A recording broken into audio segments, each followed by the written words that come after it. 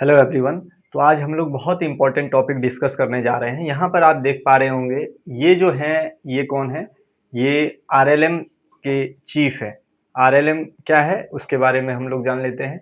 RLM एक political party है जिसकी स्थापना 2023 में हुई थी। कब हुई थी? 2023 में।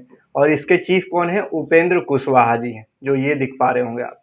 इन्हीं के सुपुत्र हैं पंचायती राज मंत्री, अभी बिहार सरकार में है, और इनका नाम है दीपक प्रकाश।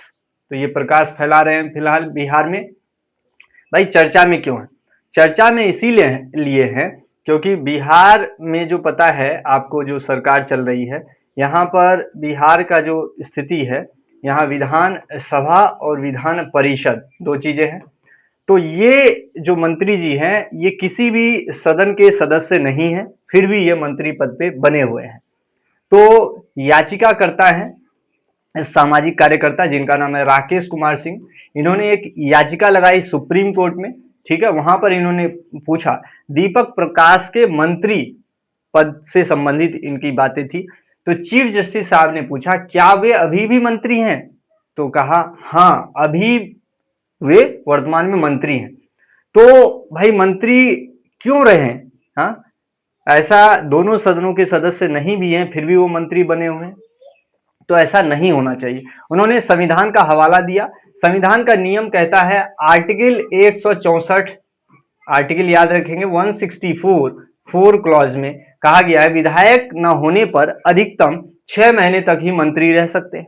ठीक, इस दौरान सदस्यता लेनी पड़ती है, लेकिन ये छूट सिर्फ एक बार की छूट होनी चाहिए। कितनी बार की? एक बार की, ऐसा कहा जा रहा है संविधान के आर्टिकल 164 में। ठीक है।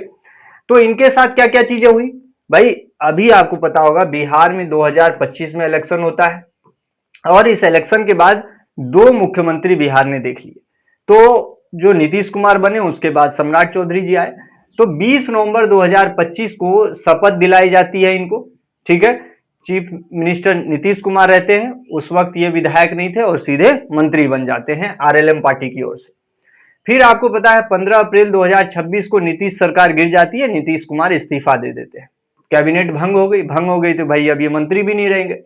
फिर 22 दिन के गैप के बाद 7 मई 2026 को नई सरकार का गठन होता है।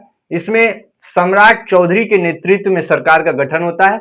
फिर से इनकी नियुक्ति हो जाती है और फिर से ये बन जाते हैं, अभी वर्तमान में पंचायती राज मंत्री। ठीक, तो पूछा जा रहा है संवैधानिक शक्तियों का यहां पर गलत इस्तेमाल किया जा रहा है, तो सुप्रीम कोर्ट का क्या फैसला आएगा? सुप्रीम कोर्ट ने जवाब तलब भी किया है।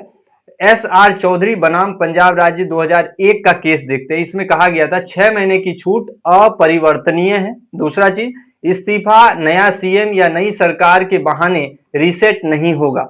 दूसरा चीज, छूट शून्य रीसेट नहीं होगी, मतलब दोबारा नहीं। तो ये जो है सबसे इंपॉर्टेंट जजमेंट है यहाँ पर 2001 का, एस.आर. चौधरी बनाम पंजाब राज्य, इसका हवाला देकर कहीं ना कहीं जो पंचायती राज मंत्री हैं, हो सकता है इनके लिए दिक्कतें उत्पन्न हो सकती है।